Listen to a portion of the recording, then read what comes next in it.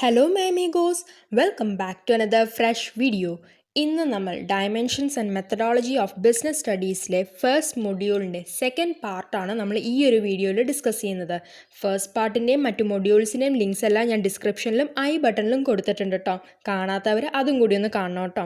അപ്പോൾ നിങ്ങൾ ആദ്യമായിട്ടാണ് ഈ ഒരു ചാനൽ കാണുന്നതെങ്കിൽ please subscribe and also click on the bell button four regular updates. ഇനി നമുക്ക് ഇന്ന് നമ്മൾ ഡിസ്കസ് ചെയ്യാൻ പോകുന്ന കണ്ടൻസ് ഒന്ന് നോക്കാം.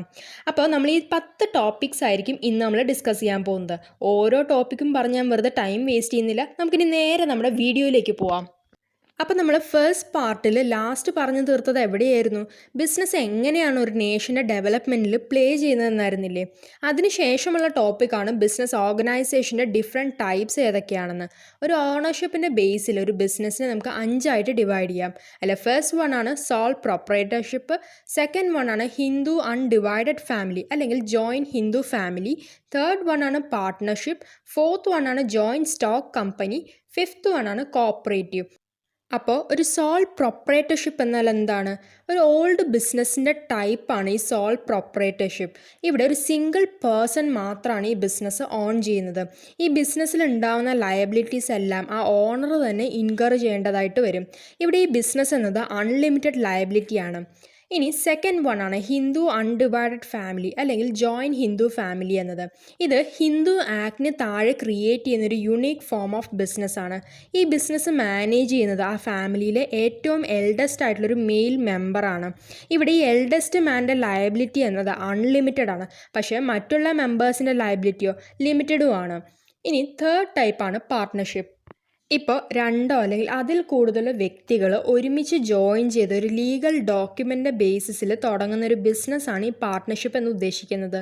ഇവിടെ ഇവരുടെ ഗോൾ എന്നതോ പ്രോഫിറ്റ്സ് ജനറേറ്റ് ചെയ്യുക എന്നതാണ്. ഈ ഫേമിനുണ്ടാകുന്ന ലയബിലിറ്റി ഓരോ പാർട്ട്ണറും പേഴ്സണലി ഇൻകർ ചെയ്യേണ്ടതായിട്ടും വരും. ഇനി ഫോർത്ത് ടൈപ്പാണ് ജോയിൻറ്റ് സ്റ്റോക്ക് കമ്പനി. ഒരു ജോയിൻറ്റ് സ്റ്റോക്ക് കമ്പനിയിലെ ബോർഡ് ഓഫ് ഡയറക്ടേഴ്സ് എന്നത് ആ കമ്പനിയുടെ ഷെയർ ഹോൾഡേഴ്സ് തന്നെയാണ്. ഈ കമ്പനിയുടെ ക്യാപിറ്റൽ എന്ന് പറയുന്നതോ ഓരോ ഷെയർ ഹോൾഡേഴ്സിൻ്റെയും കോൺട്രിബ്യൂഷൻസ് മുഴുവനായിട്ട് എടുക്കുമ്പോഴാണ് ഈ ജോയിൻറ്റ് സ്റ്റോക്ക് കമ്പനിയുടെ ക്യാപിറ്റൽ ക്രിയേറ്റ് ചെയ്യപ്പെടുന്നത്. ഇനി ഫിഫ്ത്ത് ടൈപ്പാണ് കോപ്പറേറ്റീവ്. ഒരു മ്യൂച്വൽ ബെനിഫിറ്റിന് വേണ്ടിയിട്ട് ഇപ്പം മെയിൻലി ഫാമേഴ്സോ കൺസ്യൂമേഴ്സോ പോലെയുള്ളൊരു ഗ്രൂപ്പ് ഓഫ് ഇൻഡിവിജ്വൽസ് ഫോം ചെയ്യുകയും ഓൺ ചെയ്യുകയും അതുപോലെ തന്നെ ഓപ്പറേറ്റ് ചെയ്യുകയും ചെയ്യുന്ന ഒരു ബിസിനസ് ഓർഗനൈസേഷനാണ് ഈ കോപ്പറേറ്റീവ് എന്നത്. ഇത്രയും കാര്യങ്ങളാണ് ഒരു ബിസിനസ് ഓർഗനൈസേഷൻ്റെ ഫോംസിൽ പഠിക്കാനുള്ളത്. ഇനി നമുക്ക് നെക്സ്റ്റ് ടോപ്പിക് നോക്കാം, പബ്ലിക് സെക്ടർ എൻ്റർപ്രൈസ്. ഈ പബ്ലിക് സെക്ടർ എൻ്റർപ്രൈസിനെ നമുക്ക് പബ്ലിക് സെക്ടർ അണ്ടർടേക്കിങ്സ് എന്നും പറയാം. ഈ പബ്ലിക് സെക്ടർ അണ്ടർടേക്കിങ്സിൻ്റെ ഷെയർസ് ഒരു സ്റ്റോക്ക് എക്സ്ചേഞ്ചിൽ ലിസ്റ്റഡും ആവാം അല്ലെങ്കിൽ അൺലിസ്റ്റഡും ആവാം. പക്ഷേ ഒരു എൻ്റർപ്രൈസിൻ്റെ ഒരു മേജർ ഓണർഷിപ്പ് ഈ സ്റ്റേറ്റ് ഗവൺമെൻറ്റോ അല്ലെങ്കിൽ സെൻട്രൽ ഗവൺമെൻറ്റോ ആണ് ഓൺ ചെയ്യേണ്ടത്. ചില പബ്ലിക് സെക്ടർ അണ്ടർടേക്കിങ്സ് എസ്റ്റാബ്ലിഷ് ചെയ്യുന്നത് ഒരു പാർലമെൻറ്റിലെ സ്പെഷ്യൽ ആക്ട് പാസ് ചെയ്തിട്ടാണ്. ഫോർ എക്സാമ്പിൾ LIC ഫോം ചെയ്ത് ഗവേൺ ചെയ്യുന്നത് life insurance corporate act of 1956 ആണ്. ഇനി നമുക്ക് പബ്ലിക് സെക്ടർ എൻ്റർപ്രൈസിൻ്റെ ഒബ്ജക്റ്റീവ്സ് ആണ് നോക്കേണ്ടത്. അതിലെ ഫസ്റ്റ് ഒബ്ജക്റ്റീവാണ് ഒരു കൺട്രിയുടെ ഗ്രോത്തിന് വേണ്ടിയിട്ട് ഒരു എക്കണോമിക് ആക്ടിവിറ്റി ഹൈലി എസെൻഷ്യൽ ആയിട്ട് തന്നെ കൊണ്ടുവരണം. സെക്കൻഡ് ഒബ്ജക്റ്റീവാണ് ഒരു എക്കണോമിയുടെ ഗ്രോത്തിന് വേണ്ടിയിട്ട് പുതിയതായിട്ട് ഇൻഫ്രാസ്ട്രക്ചർ ഫെസിലിറ്റീസ് ക്രിയേറ്റ് ചെയ്യുകയോ അല്ലെങ്കിൽ മെയിൻറ്റെയിൻ ചെയ്യുകയോ ചെയ്യണം. തേർഡ് ഒബ്ജക്റ്റീവാണ് ഇൻകത്തിലും വെൽത്തിലും ഉണ്ടാവുന്ന ഇനീക്വാളിറ്റീസ് റെഡ്യൂസ് ചെയ്യാനായിട്ട് യൂസ് ചെയ്യണം. ഫോർത്ത് ഒബ്ജക്റ്റീവിൽ പറയുന്നതോ മൊണോപ്പൊളീസിസും ചിലരുടെ കയ്യിൽ മാത്രം പവേഴ്സ് ഉള്ളതും അവോയ്ഡ് ചെയ്യാനായിട്ട് യൂസ് ചെയ്യണം. ഫിഫ്ത്ത് ഒബ്ജക്റ്റീവിൽ പറയുന്നത് ഒരു സെൽഫ് റിലയൻസ് അറ്റൈൻ ചെയ്യാനായിട്ട് ആഡിക്വേറ്റ് ടെക്നോളജീസും മെഷീനറീസും ഒക്കെ ഡെവലപ്പ് ചെയ്യണം. ഇത്രയും കാര്യങ്ങളാണ് ഒരു പബ്ലിക് സെക്ടർ എൻ്റർപ്രൈസിൻ്റെ ഒബ്ജക്റ്റീവ്സ് ആയിട്ട് പറയുന്നത്. ഇനി ഒരു നോൺ പ്രോഫിറ്റ് എൻ്റർപ്രൈസ് എന്നാൽ എന്താണെന്ന് നോക്കാം. ഈ ഒരു നോൺ പ്രോഫിറ്റ് എൻ്റർപ്രൈസിലൂടെ ഒരു ഓർഗനൈസേഷൻ ഒരിക്കലും ഷെയർ ഹോൾഡേഴ്സിനോ ഓണേഴ്സിനോ ഈ ഓർഗനൈസേഷനിൽ നിന്നും ഉണ്ടാവുന്ന പ്രോഫിറ്റ്സ് ഡിസ്ട്രിബ്യൂട്ട് ചെയ്യാനായിട്ട് പറ്റില്ല. മറിച്ച് അവരുടെ ഗോൾസ് മീറ്റ് ചെയ്യാനായിട്ടാണ് യൂസ് ചെയ്യേണ്ടത്. For example governments, religions, institutions etcetera. ഇനി നമുക്ക് നോൺ പ്രോഫിറ്റ് എൻ്റർപ്രൈസിൻ്റെ ഒബ്ജക്റ്റീവ്സ് ആണ് നോക്കേണ്ടത്. അല്ല ഫസ്റ്റ് ഒബ്ജക്റ്റീവാണ് സൊസൈറ്റിയുടെ വെൽഫെയറിന് വേണ്ടിയിട്ട് പുതിയ പ്ലാൻസ് ഫോർമുലേറ്റ് ചെയ്യുകയും അണ്ടർടേക്ക് ചെയ്യുന്നതാണ് ഫസ്റ്റ് ഒബ്ജക്റ്റീവിൽ പറയുന്നത്. ഇനി സെക്കൻഡ് ഒബ്ജക്റ്റീവാണ് ഒരു ബെറ്റർ ലൈഫ് പബ്ലിക്കിന് ഉണ്ടാവാനായിട്ട് സർവീസസ് ഓഫർ ചെയ്യുക. തേർഡ് ഒബ്ജക്റ്റീവിൽ പറയുന്നത് സോഷ്യലി ബാക്ക്വേർഡ് ആയിട്ടുള്ള അൺപ്രിവിലേജ്ഡ് ആളുകൾക്ക് എഡ്യൂക്കേഷനും ട്രീറ്റ്മെൻറ്റും ഹെൽത്ത് കെയർ ഒക്കെ പ്രൊവൈഡ് ചെയ്യുക. ഫോർത്ത് ഒബ്ജക്റ്റീവാണ് സൊസൈറ്റിയിൽ കൾച്ചറിലും സോഷ്യൽ വാല്യൂസും ഒക്കെ പ്രൊമോട്ട് ചെയ്യുക. ഫിഫ്ത്ത് ഒബ്ജക്റ്റീവാണ് സൊസൈറ്റിയിൽ ബെനിഫിറ്റ്സിന് വേണ്ടിയിട്ട് ഹോസ്പിറ്റൽസും ചാരിറ്റബിൾസും എഡ്യൂക്കേഷണൽ ഇൻസ്റ്റിറ്റ്യൂഷൻസും ഒക്കെ എസ്റ്റാബ്ലിഷ് ചെയ്യുക. ഇത്രയും കാര്യങ്ങളൊക്കെ നിങ്ങൾക്ക് ക്ലിയർ ആയില്ലേ? ഇനി നമുക്ക് നെക്സ്റ്റ് ടോപ്പിക്കാണ് നോക്കേണ്ടത്. സ്റ്റേക്ക് ഹോൾഡേഴ്സ് എന്നാൽ എന്താണെന്നും ആരൊക്കെയാണ് ഒരു ബിസിനസ്സിൻ്റെ സ്റ്റേക്ക് ഹോൾഡേഴ്സ് എന്നും. ഒരു ബിസിനസ് ഓപ്പറേഷൻ ആരെയാണോ ഇൻഫ്ലുവൻസ് ചെയ്യുന്നത് അല്ലെങ്കിൽ ആരാണോ ഇൻഫ്ലുവൻസ് ചെയ്യുന്നത് അങ്ങനെ ഒരു ഇൻഡിവിജ്വൽ അല്ലെങ്കിൽ ഒരു ഗ്രൂപ്പിനെയാണ് ഈ സ്റ്റേക്ക് ഹോൾഡേഴ്സ് ഓഫ് ബിസിനസ് എന്ന് പറയുന്നത്.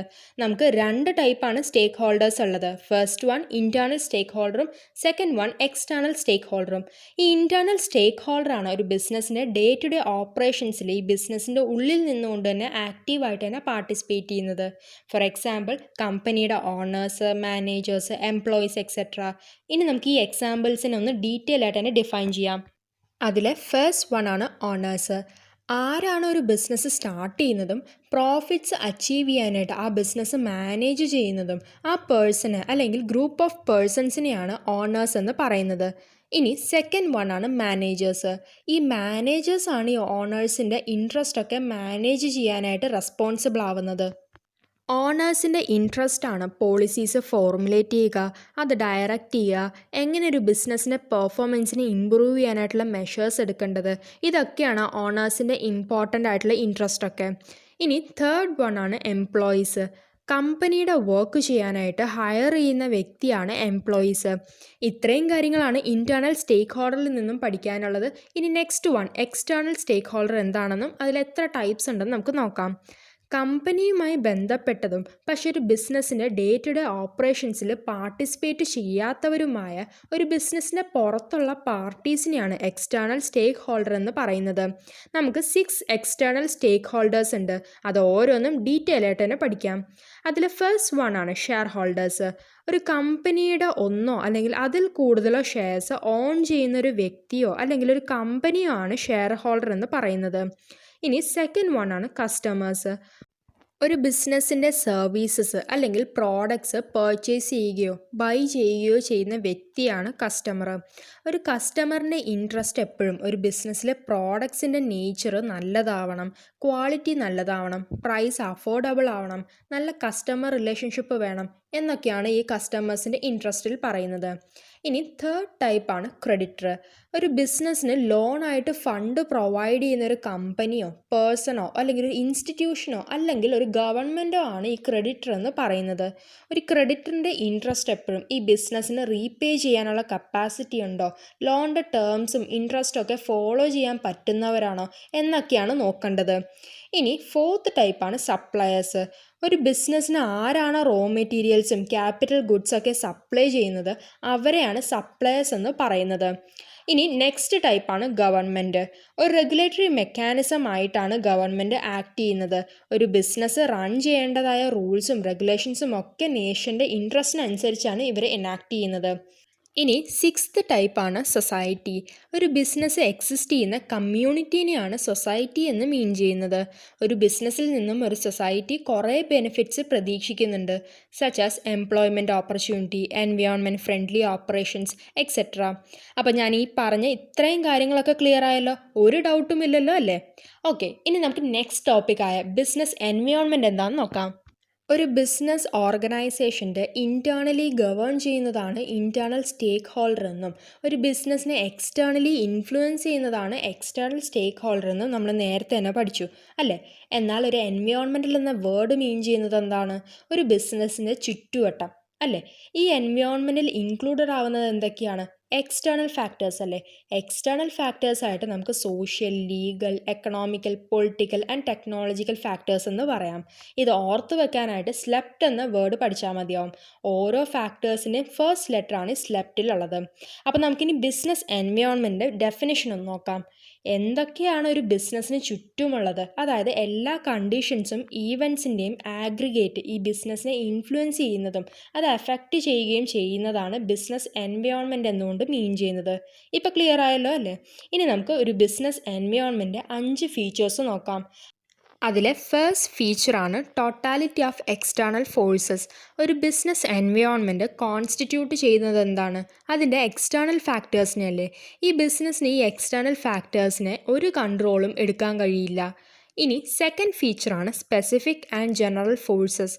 ഈ ബിസിനസ്സിന് പുറത്തുള്ള ഈ എക്സ്റ്റേണൽ ഫാക്ടേഴ്സിനെ രണ്ടായിട്ട് ഡിവൈഡ് ചെയ്യാം, സ്പെസിഫിക് ഫോഴ്സ് എന്നും ജനറൽ ഫോഴ്സ് എന്നും. അപ്പോൾ ഈ ഇൻഡസ്ട്രിയിലെ ഫേംസിനെ സെപ്പറേറ്റ് ആയിട്ട് തന്നെ അഫക്റ്റ് ചെയ്യുന്ന ഫോഴ്സാണ് സ്പെസിഫിക് ഫോഴ്സ് എന്നത്. For example customers, suppliers etcetera. ഇനി ഒരു ഇൻഡസ്ട്രിയിലെ എല്ലാ ഫേംസിനെയും ഈക്വലായിട്ട് തന്നെ അഫക്റ്റ് ചെയ്യുന്ന ഫോഴ്സാണ് ജനറൽ ഫോഴ്സ് എന്നത്. For example social, legal, economical etcetera. ഇനി തേർഡ് ഫീച്ചറാണ് ഇൻറ്റർ റിലേറ്റഡ്. ബിസിനസ്സിൻ്റെ ഓരോ ഫാക്ടേഴ്സും ഇൻറ്റർ റിലേറ്റഡ് ആണ്. ഫോർ എക്സാമ്പിൾ ഇപ്പോൾ പുതിയ ഗവൺമെൻറ്റിൻ്റെ പവർ വരികയാണെങ്കിൽ ബിസിനസ്സിൻ്റെ റെഗുലേഷൻസിൽ ചേഞ്ചസ് വരികയില്ലേ. അപ്പോൾ ഒരു ഫാക്ടറിൽ ചേഞ്ച് വരുന്നതിലൂടെ മറ്റൊരു ഫാക്ടറിനെ ഇത് അഫക്റ്റ് ചെയ്യുന്നുണ്ട്. ഇനി ഫോർത്ത് ഫീച്ചറാണ് ഡൈനാമിക്.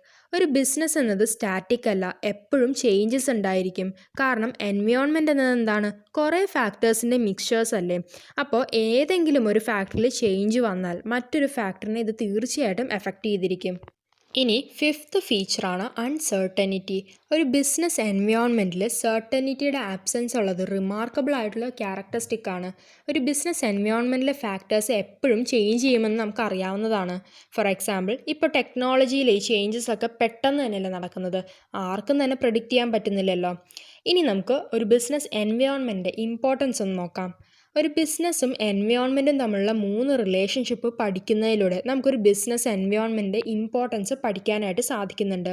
അപ്പോൾ ആ 3 റിലേഷൻഷിപ്പ് നമുക്ക് നോക്കാം. അതിൽ ഫസ്റ്റ് വൺ ആണ് exchange of information, second one ആണ് exchange of resources, third one ആണ് exchange of influence and power. അതിൽ first one exchange of information എന്താണെന്ന് നോക്കാം. ഇപ്പോൾ ഒരു ഓർഗനൈസേഷൻ്റെ സറൗണ്ടിങ്സിലുള്ള ഇൻഫർമേഷൻസ് കളക്ട് ചെയ്ത് പ്ലാനിങ്ങിനും ഡിസിഷൻ മേക്കിങ്ങിനും കൺട്രോളിനും ഒക്കെ ആയിട്ട് ഈ ഓർഗനൈസേഷൻ ഈ ഇൻഫർമേഷൻ യൂസ് ചെയ്തും എന്നിട്ട് ഇത് മറ്റൊരു external agency such as government, investors, trade യൂണിയൻസിനൊക്കെ ഈ ഇൻഫർമേഷൻ ട്രാൻസ്ഫർ ചെയ്യുകയാണ് ഈ ഒരു എക്സ്ചേഞ്ച് ഓഫ് ഇൻഫർമേഷനിൽ നടക്കുന്നത്. ഇനി സെക്കൻഡ് വൺ ആണ് എക്സ്ചേഞ്ച് ഓഫ് റിസോഴ്സസ്.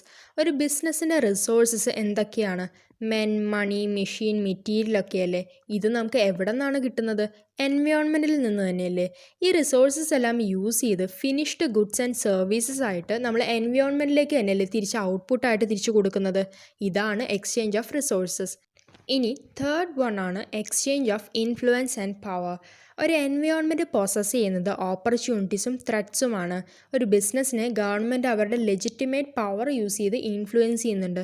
അതുപോലെ തന്നെ ഈ ബിസിനസ് എൻവയോൺമെൻറ്റിനെയും ഇൻഫ്ലുവൻസ് ചെയ്യുന്നുണ്ട്, അവരുടെ ഇൻറ്റേർണൽ റിസോഴ്സസ് യൂസ് ചെയ്ത് ഔട്ട്പുട്ട് പ്രൊഡ്യൂസ് ചെയ്യുന്ന കപ്പാസിറ്റിയിലൂടെ.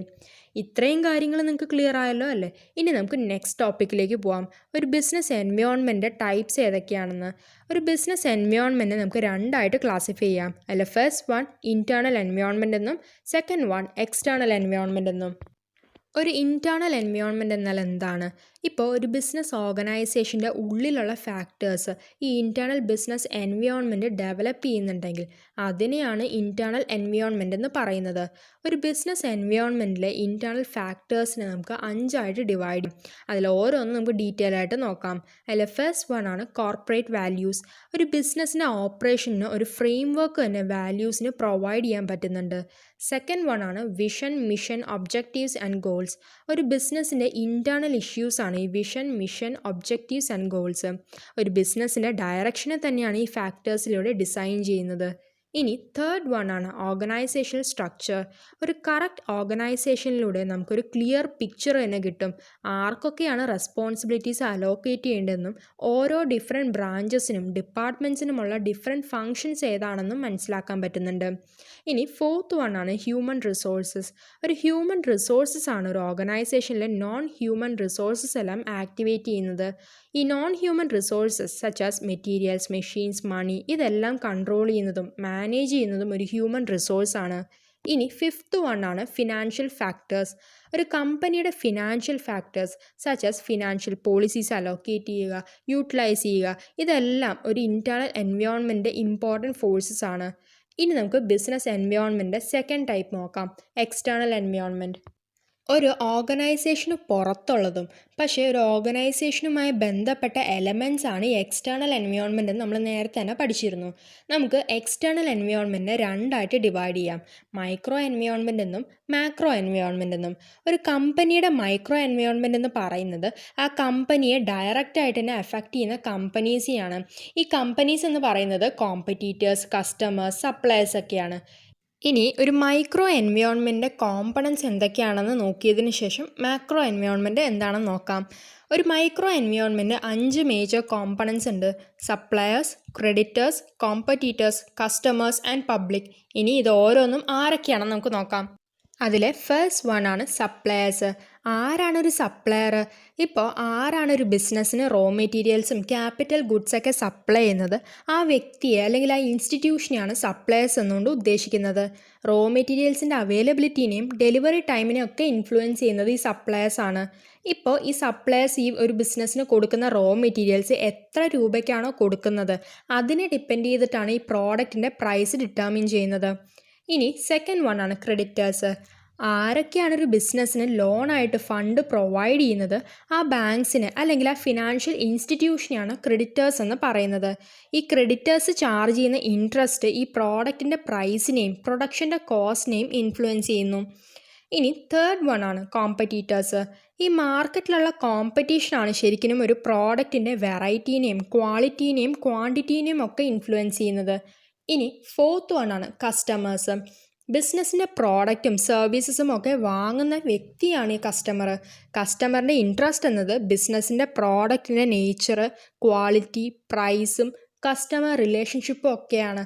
അതുകൊണ്ട് തന്നെ ഒരു കസ്റ്റമറിനെ സാറ്റിസ്ഫൈ ചെയ്യുന്നതിലൂടെ ആ കമ്പനിയുടെ പ്രോഡക്ട്സിനും സർവൈവ് ചെയ്യാൻ കഴിയുന്നുണ്ട്. ഇനി ഫിഫ്ത്ത് വൺ ആണ് പബ്ലിക്. പബ്ലിക് ഒത്തിരിയധികം ബെനിഫിറ്റ്സ് ഈ ബിസിനസ്സിൽ നിന്നും പ്രതീക്ഷിക്കുന്നുണ്ട്, സച്ച് ആസ് എംപ്ലോയ്മെൻറ്റ് ഓപ്പർച്യൂണിറ്റീസ് ഒക്കെ. അപ്പോൾ ഒരു ബെറ്റർ ആയിട്ടൊരു കോർപ്പറേറ്റ് ഇമേജ് ഇവരുടെ ഇടയിൽ കൊണ്ടുവരികയാണെങ്കിൽ ഒരു കമ്പനിക്ക് വളരാനും പ്രോഫിറ്റ്സ് ഒക്കെ ഉണ്ടാക്കാനും ഹെൽപ്പ് ചെയ്യുന്നുണ്ട്. ഇത്രയും കോമ്പണൻസ് ആണ് മൈക്രോ എൻവയോൺമെൻറ്റിൽ പഠിക്കാനുള്ളത്. ഇനി നെക്സ്റ്റ് വൺ ആണ് ഒരു മാക്രോ എൻവയോൺമെൻറ്റ് എന്നാൽ എന്താണെന്ന്. ഒരു ഓർഗനൈസേഷനെ ഇൻഡയറക്റ്റ് ആയിട്ട് എഫക്റ്റ് ചെയ്യുന്ന എക്സ്റ്റേണൽ ഫാക്ടേഴ്സാണ് മാക്രോ എൻവയോൺമെൻറ്റ്. ഈ എക്സ്റ്റേണൽ ഫാക്ടേഴ്സിനെ കൺട്രോൾ ചെയ്യാനും പറ്റില്ല. ഈ മാക്രോ എൻവയോൺമെൻറ്റിലാണ് ഈ സ്ലെപ്റ്റ് ഫാക്ടേഴ്സ് വരുന്നത്. സ്ലെപ്റ്റ് എന്നാൽ എന്താണ്? Social, legal, economical, political and technological factors. ഈ പറഞ്ഞ ഫാക്ടേഴ്സും പ്ലസ് 1 കോമ്പണൻറ്റും കൂടി വരുമ്പോഴാണ് മാക്രോ എൻവയോൺമെൻറ്റ് മേജർ കോമ്പണൻസിൽ ഇൻക്ലൂഡഡ് ആവുന്നത്. അപ്പോൾ ടോട്ടൽ 6 കോമ്പണൻസ് ആണ് ഉള്ളത്. അത് ഓരോന്നും ഡീറ്റെയിൽ ആയിട്ട് തന്നെ നോക്കാം. അല്ല, ഫസ്റ്റ് വൺ ആണ് സോഷ്യൽ എൻവയോൺമെൻറ്റ്. ഒരു ബിസിനസ്സിനെ അഫക്റ്റ് ചെയ്യുന്ന സോഷ്യൽ എൻവയോൺമെൻറ്റ് ഇമ്പോർട്ടൻറ്റ് എലമെൻറ്റ്സ് ആണ് population, cultural, standard of living, literacy, ഇവയെല്ലാമാണ്. ഒരു ബിസിനസ് ഓഫർ ചെയ്യുന്ന പ്രോഡക്ട്സ് ആൻഡ് സർവീസസിനെ വരെ ഈ എലമെൻറ്റ്സ് അഫക്റ്റ് ചെയ്യുന്നുണ്ട്. ഇനി സെക്കൻഡ് വൺ ആണ് legal environment. Legal environment consist ചെയ്യുന്നത് ഒരു ബിസിനസ് ഓപ്പറേഷൻസ് റെഗുലേറ്റ് ചെയ്യാനുള്ള ഗവൺമെൻറ് ലോസ് ഫ്രെയിം ചെയ്തിട്ടില്ലേ, അതാണ് ലീഗൽ എൻവയോൺമെൻറ്റ്. എപ്പോഴും ഒരു ബിസിനസ് ഈ ഓപ്പറേഷൻസ് എല്ലാം ഒരു കൺട്രിയുടെ ലോയ്ക്ക് അനുസരിച്ച് തന്നെയാണ് ചെയ്യുന്നതെന്നും ഇത് എൻഷുർ ചെയ്യണം. ഇനി തേർഡ് വൺ ആണ് എക്കണോമിക് എൻവയോൺമെൻറ്റ്. ഇവിടെ എക്കണോമിക് ഫാക്ടേഴ്സ് ആണ് ഇൻട്രസ്റ്റ് റേറ്റ്, എക്സ്ചേഞ്ച് റേറ്റും ഇൻഫ്ലേഷൻ റേറ്റ്സും. ഈ ഫാക്ടേഴ്സ് ഒരു ബിസിനസ്സിൻ്റെ ഡിസിഷനെ ഇൻഫ്ലുവൻസ് ചെയ്യുന്നുണ്ട്. ഇനി ഫോർത്ത് വൺ ആണ് പൊളിറ്റിക്കൽ എൻവയോൺമെൻറ്റ്. ഒരു പൊളിറ്റിക്കൽ ഫാക്ടേഴ്സിൽ ഇൻക്ലൂഡഡ് ആവുന്നത് പൊളിറ്റിക്കൽ പാർട്ടീസും ഒരു ബിസിനസ്സിന് നേരെയുള്ള അവരുടെ പോളിസീസുമാണ്. ഇനി ഫിഫ്ത്ത് വൺ ആണ് ടെക്നോളജിക്കൽ എൻവയോൺമെൻറ്റ്. ഒരു ബിസിനസ്സിൻ്റെ ഡെവലപ്മെൻറ്റിനെയും ഗ്രോത്തിനെയും ഒക്കെ ഡിസൈഡ് ചെയ്യുന്ന ഫാക്ടേഴ്സാണ് റിസർച്ച് ആൻഡ് ഡെവലപ്മെൻറ്റ്, ഇന്നൊവേഷൻ, ടെക്നോളജിയൊക്കെ. ഇനി സിക്സ്ത് വൺ ആണ് എക്കോളജിക്കൽ എൻവയോൺമെൻറ്റ്. ഈ എക്കോളജിക്കൽ അല്ലെങ്കിൽ ഈ നാച്ചുറൽ ഫോഴ്സസ് ഒരു മാക്രോ എൻവയോൺമെൻറ്റിൽ ഇമ്പോർട്ടൻറ്റ് ഫാക്ടേഴ്സ് ആവുന്നത് എന്തുകൊണ്ടാണെന്ന് വെച്ചാൽ ഈ ഫാക്ടേഴ്സിനെ ഇൻഫ്ലുവൻസ് ചെയ്യുന്നതും ബിസിനസ് ആക്ടിവിറ്റീസിനെയാണ്. ഈ എക്കോളജി ഓഫർ ചെയ്യുന്നത് ഒരു ബിസിനസ്സിലെ ഗുഡ്സിൻ്റെ പ്രൊഡക്ഷന് വേണ്ടിയിട്ട് റോ മെറ്റീരിയൽസ് ഡെവലപ്പ് ചെയ്യാനുള്ള നാച്ചുറൽ റിസോഴ്സസിനെയാണ്. പക്ഷേ ബിസിനസ് ഓപ്പറേഷൻസ് ഇൻക്രീസ് ചെയ്യുന്നതിലൂടെ ഇൻഡസ്ട്രിയൽ വേസ്റ്റേജ് ഉണ്ടാവും, ഹാംഫുൾ കെമിക്കൽസ് ഉണ്ടാവും, ഗ്യാസസ് ഉണ്ടാവും. ഇതിലൂടെയാണ് ഒരു എക്കോളജിക്ക് പൊല്യൂഷനും ഡാമേജസും ഒക്കെ ഉണ്ടാവുന്നത്. ഈ നാച്ചുറൽ റിസോഴ്സസിൻ്റെ അൺഫെയർ ആയിട്ടുള്ള യൂസ് അവോയ്ഡ് ചെയ്യാനായിട്ടാണ് സസ്റ്റൈനബിൾ ഡെവലപ്മെൻറ്റ് പ്രിൻസിപ്പിൾ ഫോളോ ചെയ്യാനായിട്ട് പറയുന്നത്. അപ്പോൾ ഇത്രയും കാര്യങ്ങളാണ് ഒരു മാക്രോ എൻവയോൺമെൻറ്റിനെ കുറിച്ചും കോമ്പണൻസിനെ കുറിച്ചും പഠിക്കാനുള്ളത്. ഇനി നെക്സ്റ്റ് ടോപ്പിക്കാണ് ഒരു ബിസിനസ് എൻവയോൺമെൻറ്റ് അനലൈസിസ് എന്താണെന്നും അതിൻ്റെ ഇമ്പോർട്ടൻസ് എന്താണെന്നും. ഒരു ബിസിനസ് എൻവയോൺമെൻറ്റ് എന്നാൽ എന്താണെന്ന് നമ്മൾ നേരത്തെ തന്നെ പഠിച്ചു. സ്ലെപ്റ്റ് എന്ന എക്സ്റ്റേണൽ ഫാക്ടേഴ്സാണ് ഈ ബിസിനസ് എൻവയോൺമെൻറ്റിൽ ഉള്ളതെന്നും അറിയാം. ഈ സ്ലെപ്റ്റ് ഫാക്ടേഴ്സ് ഒരു ബിസിനസ്സിൽ എങ്ങനെയാണ് ഇൻഫ്ലുവൻസ് ചെയ്യുന്നതെന്ന് അനലൈസ് ചെയ്യുകയാണ് ഒരു ബിസിനസ് എൻവയോൺമെൻറ്റ് അനലൈസിസിൽ പറയുന്നത്. ഇത് ക്ലിയർ ആയല്ലോ അല്ലേ? ഇനി ഇതിൻ്റെ നീഡ് ആൻഡ് ഇമ്പോർട്ടൻസ് ഒന്ന് നോക്കാം. അതിൽ ഫസ്റ്റ് വൺ ആണ് ഐഡൻറ്റിഫിക്കേഷൻ ഓഫ് സ്ട്രെങ്ത്. ഒരു ഓർഗനൈസേഷന് സ്ട്രെങ്ത് എന്ന് ഉദ്ദേശിക്കുന്നത് അവരുടെ കോമ്പറ്റീറ്റേഴ്സിനെ ഓവർകം ചെയ്യാനുള്ള കപ്പാസിറ്റിയാണ്. ഈ സ്ട്രെങ്ത് ഒരു ഫേം ഐഡൻറ്റിഫൈ ചെയ്യുന്നതിലൂടെ അവരുടെ ഫേമിൽ ബാക്കി ഇംപ്രൂവ്മെൻറ്റ്സ് ഒക്കെ വരുത്താൻ സാധിക്കും. Such as existing plans, resources, policies ഒക്കെ ഇംപ്രൂവ്മെൻറ്റ്സ് വരുത്തുക. ഇനി സെക്കൻഡ് വൺ ആണ് ഐഡൻറ്റിഫിക്കേഷൻ ഓഫ് വീക്ക്നെസ്. വീക്ക്നെസ് എന്ന് പറയുന്നത് ഒരു ഫേമിൻ്റെ ലിമിറ്റേഷനെയാണ്. ഒരു ഫേം ചിലപ്പോൾ ചില ഏരിയാസിൽ സ്ട്രോങ് ആയിരിക്കും, ചില ഏരിയാസിലോ വീക്ക് ആയിരിക്കും. ഈ ലിമിറ്റേഷൻസ് അറിഞ്ഞ് അത് കറക്റ്റ് ആക്കുകയാണ് വേണ്ടത് ഫർദർ ഗ്രോത്തിനും എക്സ്പാൻഷനും വേണ്ടിയിട്ട്. ഇനി തേർഡ് പോയിൻ്റ് ആണ് ഐഡൻറ്റിഫിക്കേഷൻ ഓഫ് ബിസിനസ് ഓപ്പർച്യൂണിറ്റീസ്. ഒരു ബിസിനസ് എൻവയോൺമെൻറ്റിനെ കുറിച്ച് അനലൈസ് ചെയ്യുന്നതിലൂടെ ഒരു ഓൺട്രപ്രണർക്ക് അവരുടെ ബിസിനസ് ഗ്രോ ചെയ്യേണ്ടതും ഡെവലപ്പ് ചെയ്യേണ്ടതുമായ ഓപ്പർച്യൂണിറ്റീസ് ഐഡൻറ്റിഫൈ ചെയ്യാൻ സാധിക്കുന്നുണ്ട്. ഇനി ഫോർത്ത് പോയിൻ്റ് ആണ് അണ്ടർസ്റ്റാൻഡിങ് ത്രെറ്റ്സ് ആൻഡ് ചാലഞ്ചസ്. ഈ ബിസിനസ് എൻവയോൺമെൻറ്റിനെ കുറിച്ച് ഡീറ്റെയിൽ ആയിട്ട് പഠിക്കുന്നതിലൂടെ ഒരു ബിസിനസ്സിന് ഇൻഫർമേഷൻസ് കിട്ടുന്നുണ്ട്. എന്തിനെക്കുറിച്ച്? ഏതൊക്കെ കോമ്പറ്റീഷൻസ് ആണ് ഉള്ളതെന്നും കോമ്പീറ്റിംഗ് ഫേംസിൻ്റെ ത്രെറ്റ്സ് എന്തൊക്കെയാണെന്നും പുതിയ പ്രോഡക്റ്റ് ഇൻട്രൊഡ്യൂസ് ചെയ്യേണ്ട എമർജൻസി ഉണ്ടെന്നൊക്കെയുള്ള ഇൻഫർമേഷൻസ് ആണ് ഇതിലൂടെ കിട്ടുന്നത്. ഇതെല്ലാം അറിയുന്നതിലൂടെ ഈ സ്ട്രാറ്റജീസ് ഒക്കെ ഓവർകം ചെയ്യാനായിട്ട് ഫോർമുലേറ്റ് ചെയ്യുന്നു. ഇനി ഫിഫ്ത്ത് പോയിൻ്റ് ആണ് മാനേജിങ് ചേഞ്ചസ്. ഒരു ബിസിനസ് എൻവയോൺമെൻറ്റ് എന്നത് ഡൈനാമിക് ഇൻ നേച്ചറാണ്. അതായത് എപ്പോഴും ചേഞ്ചസ് വന്നുകൊണ്ടേയിരിക്കും. ഇനി നെക്സ്റ്റ് നമുക്ക് ഒരു ഗ്ലോബൽ ബിസിനസ് എൻവയോൺമെൻറ്റ് എന്താണെന്നും അതിൻ്റെ ഫാക്ടേഴ്സും കൂടി ഒന്ന് നോക്കാം. ഒരു ബിസിനസ്സിൻ്റെ പ്രോപ്പറായിട്ടുള്ള ഏരിയയിലോ അല്ലെങ്കിൽ ഡൊമസ്റ്റിക് ഏരിയാസിലോ ലൊക്കേറ്റ് ചെയ്യാതെ ഒരു ഇൻ്റർനാഷണൽ ഏരിയാസിലാണ് ഈ ബിസിനസ് ലൊക്കേറ്റ് ചെയ്തിരിക്കുന്നതെങ്കിൽ അതിനെയാണ് ഗ്ലോബൽ ബിസിനസ് എൻവയോൺമെൻറ്റ് എന്ന് പറയുന്നത്. ഒരു ഗ്ലോബൽ ബിസിനസ് എൻവയോൺമെൻറ്റ് സ്ട്രെങ്ത്തും വീക്ക്നെസ്സും ഒക്കെ എൻറ്റയർലി ഡിഫറെൻ്റ് ആണ് ഒരു നാഷണൽ ആൻഡ് ഡൊമസ്റ്റിക് എൻവയോൺമെൻറ്റിനെ വെച്ച് നോക്കുമ്പം. അപ്പോൾ ഇതാണ് ഗ്ലോബൽ ബിസിനസ് എൻവയോൺമെൻറ്റിൽ പറയാനുള്ളത്. ഇനി നെക്സ്റ്റ് ഏതൊക്കെ ഫാക്ടേഴ്സാണ് ഒരു ഗ്ലോബൽ ബിസിനസ് എൻവയോൺമെൻറ്റിൽ ഉള്ളതെന്ന് നോക്കാം. നമുക്ക് ടോട്ടൽ 5 ഫാക്ടേഴ്സാണ് ഉള്ളത്. അതിൽ ഫസ്റ്റ് വൺ ആണ് എക്കണോമിക് സിസ്റ്റം. ഒരു ബിസിനസ്സിൻ്റെ ഓപ്പറേഷനിലൂടെ ആ നേഷൻ്റെ എക്കണോമിക് സിസ്റ്റം നമുക്ക് മനസ്സിലാക്കാൻ സാധിക്കുന്നുണ്ട്. ഇനി സെക്കൻഡ് ഫാക്ടറാണ് പൊളിറ്റിക്കൽ സിസ്റ്റം. ഈ പൊളിറ്റിക്കൽ സിസ്റ്റത്തിലൂടെയാണ് എക്കണോമിക് പോളിസീസ് ഫോർമുലേറ്റ് ചെയ്യാനായിട്ട് പറ്റുന്നത്. ഒരു ഗ്ലോബൽ ബിസിനസ് എൻവയോൺമെൻറ്റിൽ ഇത് ഹൈലി ഇമ്പോർട്ടൻറ്റുമാണ്. ഇനി തേർഡ് ഫാക്ടറാണ് സോഷ്യൽ സിസ്റ്റം. ഒരു ഗ്ലോബൽ ബിസിനസ് എൻവയോൺമെൻറ്റ് എപ്പോഴും ഡിഫറെൻറ്റ് സോഷ്യൽ സിസ്റ്റമൊക്കെ അറിഞ്ഞിരിക്കണം. എന്നാൽ മാത്രമാണ് ഈ സൊസൈറ്റിയിൽ സ്യൂട്ടബിളായ പ്രോഡക്ട്സും സർവീസസും ഒക്കെ മാർക്കറ്റിൽ പ്രൊഡ്യൂസ് ചെയ്യാനും അതുപോലെ തന്നെ മാനുഫാക്ചർ ചെയ്യാനൊക്കെ ആയിട്ട് പറ്റുള്ളൂ. ഇനി ഫോർത്ത് ഫാക്ടറാണ് ടെക്നോളജിക്കൽ അഡ്വാൻസ്മെൻറ്റ്. ഒരു ഗ്ലോബൽ ബിസിനസ് എൻവയോൺമെൻറ്റിൽ സർവൈവ് ചെയ്യണമെങ്കിൽ എപ്പോഴും ടെക്നോളജിയിൽ ചേഞ്ചസ് വരുത്തിക്കൊണ്ടേയിരിക്കണം. ഇനി ഫിഫ്ത്ത് ഫാക്ടറാണ് ഇൻറ്റൻസ് കോമ്പറ്റീഷൻ. ഒരു ഗ്ലോബൽ ബിസിനസ് എൻവയോൺമെൻറ്റിൽ കുറേ കോമ്പറ്റീറ്റീവ് ഫോഴ്സസ് ഉണ്ട്. ഈ കോമ്പറ്റീഷൻസ് എല്ലാം മാനേജ് ചെയ്യുകയും ഫേസ് ചെയ്യുകയും ചെയ്യുന്നതാണ് ഒരു ബിസിനസ്സിൻ്റെ ഹയസ്റ്റ് ചാലഞ്ചസ്. ഇപ്പം നിങ്ങൾക്ക് ഈ മൊഡ്യൂൾ ഈസി ആയിട്ട് തന്നെ പഠിക്കാൻ പറ്റില്ലേ? ഞാൻ പറഞ്ഞ കാര്യങ്ങളൊക്കെ നിങ്ങൾക്ക് ക്ലിയർ ആയിട്ടുണ്ടാവുമല്ലോ അല്ലേ? ജസ്റ്റ് 1 hour അല്ലെങ്കിൽ മാക്സിമം 2 hours കൊണ്ട് തന്നെ ഈ മൊഡ്യൂൾ ഈസി ആയിട്ട് തന്നെ പഠിച്ചു തീർക്കാം. ഈ വീഡിയോനെ കുറിച്ചുള്ള അഭിപ്രായങ്ങൾ കമൻറ്റ് ബോക്സിൽ മെൻഷൻ ചെയ്യണം. അപ്പം നെക്സ്റ്റ് വീഡിയോയിൽ നമുക്ക് വീണ്ടും കാണാം. So till then, see you guys.